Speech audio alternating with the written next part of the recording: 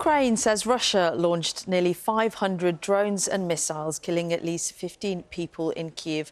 More than 100 others were wounded. The overnight attack was one of the biggest on the capital since the start of Russia's full-scale war more than 3 years ago. Joel Gunter reports. A wave of attacks against the Ukrainian capital, Kyiv, among the worst since the full-scale invasion began. Ukraine's air defence is overwhelmed by the sheer number of drones. For 9 hours, Russia pounded the city through the night and into the morning. Across the city, residents awoke on Tuesday to scenes of destruction. This is the scene of one of the worst strikes on Kyiv last night. A ballistic missile slammed into the building behind me at 4 a.m., destroying a huge section of it.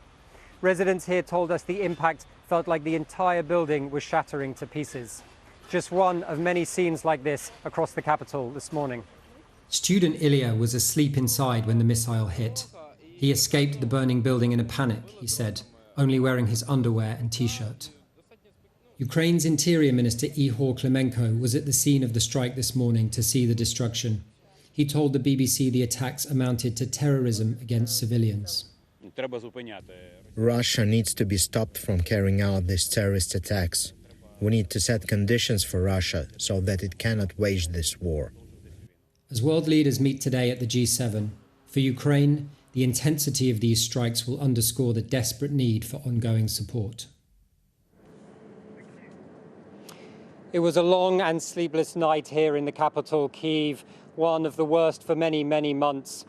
20 people are now known to have been killed in the wave of strikes that hit the city overnight. Dozens more have been wounded. We spent much of the night here underground. Many thousands of residents here will have done the same, fleeing around midnight to underground bomb shelters and to metro stations. It wasn't just the intensity of the strikes last night, it was the duration, lasting for about 9 hours, somewhere from midnight right through until after sunrise, when drones were still hitting residential apartment buildings in the capital. Obviously, we were at the site of one of the worst strikes earlier. We saw people there anxiously waiting, phones in hand, close to the rubble. It is understood that people are still missing across the capital, possibly buried under the rubble. And we saw search and rescue teams with dogs searching for possible survivors or searching to try and retrieve the dead from these strikes.